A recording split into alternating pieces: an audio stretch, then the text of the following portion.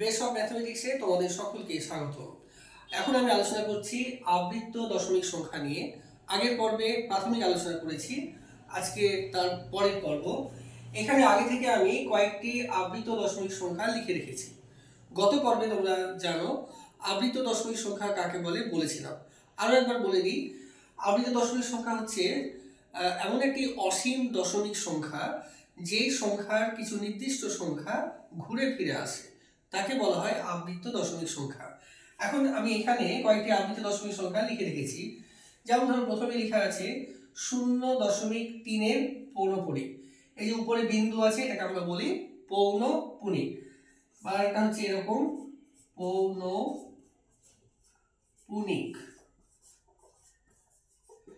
এখন এই যে 0.3 উপরে পৌনপুণিক, এই কথাটার মানে হচ্ছে দশমিক সংখ্যাটা ছিল এরকম 0.333 এরকম চলতেই থাকবে। তাই এটাকে আমরা সংক্ষেপে লিখব 0.3 মাথায় পৌনপুণিক। তার মানে 0.333 এটা ছিল একটি অসীম দশমিক সংখ্যা। এখানে দেখতে পেলাম আমরা 3 বারে বারে আসছে, তাই সেটাকে আবৃত করে দিলাম, অর্থাৎ পৌনপুণিক দিলাম। তাই লিখলাম 0.3 মাথায় পৌনপুণিক। পরের প্রশ্নটায় আসো, 0.3 মাথায় পৌনপুণিক, 4 মাথায় পৌনপুণিক। তাহলে এটা কেমন ছিল অসীম দশমিক সংখ্যা? অসীম দশমিক সংখ্যা ছিল এরকম 0.34, আবার 3-4, আবার 3-4, এইভাবে চলতেই থাকবে। তার মানে 3-4 বারবার আসবে, তাই সেটাকে আমরা লিখব 0.3 মাথায় পৌনপুণিক, 4 মাথায় পৌনপুণিক। পরেরটায় আসো 1.3 মাথায় পৌনপুণিক। এটা ছিল, এটা যদি আমরা ভাগ করতাম, অসীম দশমিক সংখ্যা যদি করতাম তাহলে হতো 1.333 এইভাবে চলতো। তাই এটাকে সংক্ষেপে আমরা যদি আবৃত দশমিকে করি তখন আমরা করব 1.3 মাথায় পৌনপুণিক। এই পৌনপুণিক চিহ্ন মানে বুঝে নিব 3 চলতেই আছে, পরপর চলবে। পরেরটা আছে একরকম ভাবে 3.14, এটার মানে হচ্ছে আসলে 3.14, তারপর আবার 1-4, আবার 1-4, এভাবেই আসবে। পরেরটা আসো 0.54, 4 মাথায় পৌনপুণিক। এখানে লক্ষ্য করো 5 মাথায় কিন্তু পৌনপুণিক নেই, কিন্তু এখানে লক্ষ্য করো সবার মাথায় পৌনপুণিক ছিল। তাহলে এটা কেমন ছিল ভাগটা?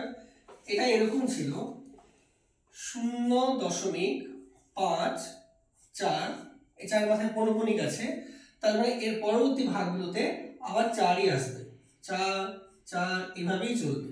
তাই এটাকে সংক্ষেপে লেখা হয়েছিল 0.54 এর উপরে পৌনপুণিক। পরেরটাতে আছে 0.001। এখানে লক্ষ্য করো পৌনপুণিক আছে এই 0 মাথাতে আর 1 মাথায়, এই মাঝের 0 মাথায় পৌনপুণিক, এখানে পৌনপুণিক দেওয়া নেই। কিন্তু এখন এই পরপর 3টে পৌনপুণিক দিলে পরে দেখতে খারাপ লাগে, সেজন্য আমরা এটা দিই না। আমরা প্রথমটাতে পৌনপুণিক দিব আর শেষটাতে দিব, তাহলে মনে করব যে 3টের মাথাতেই আসলে পৌনপুণিক আছে। তাহলে এটা কেমন ছিল তাহলে সংখ্যাটা? অসীম দশমিক সংখ্যাটা এভাবে ছিল 0.001, আবার আসবে 0.01, এভাবে চলতেই থাকবে।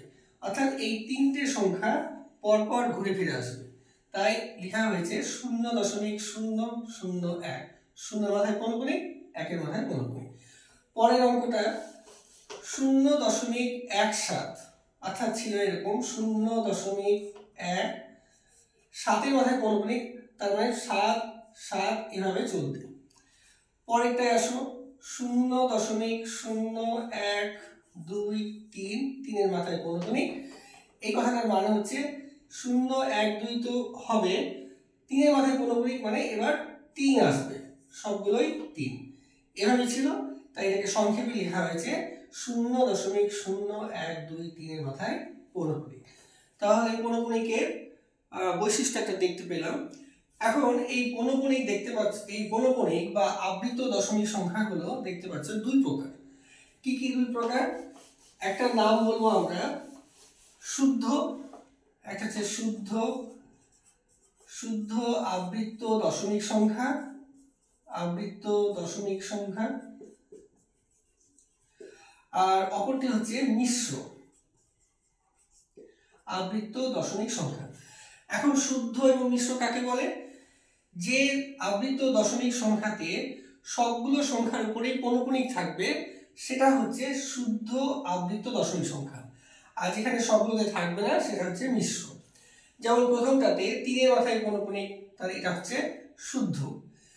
3 এবং 4 এই দুটো সংখ্যার উপরেই পৌনঃপুনিক আছে, এটাও শুদ্ধ, এটাও শুদ্ধ, এটাও শুদ্ধ।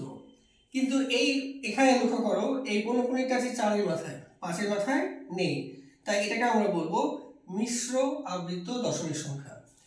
এটা শুদ্ধ হবে কারণ সবগুলোর মাথাতেই পৌনঃপুনিক আছে, অর্থাৎ আবৃত্ত সংখ্যা, তাই এটা হচ্ছে শুদ্ধ আবৃত্ত দশমিক সংখ্যা। পরেরটাতে 1-এর মাথায় পৌনঃপুনিক নেই, তাই এটা হলো মিশ্র হবে, আর পরেরটাও মিশ্র হবে। তাহলে আজকে আমরা এই পর্বে জানতে পারলাম যে কোন আবৃত্ত দশমিক সংখ্যাগুলো শুদ্ধ এবং কোনগুলো মিশ্র, এবং আবৃত্ত সংখ্যাগুলো আসলে দশমিক সংখ্যায় কিভাবে ছিল তা নিয়েও জানতে পারলাম। আগামী পর্বে আলোচনা করব এই আবৃত্ত দশমিক সংখ্যাকে কিভাবে আমরা সামান্য ভগ্নাংশে পরিণত করতে পারবো তা নিয়ে। তাই অবশ্যই আগামী পর্ব তোমরা দেখবে। Thank you.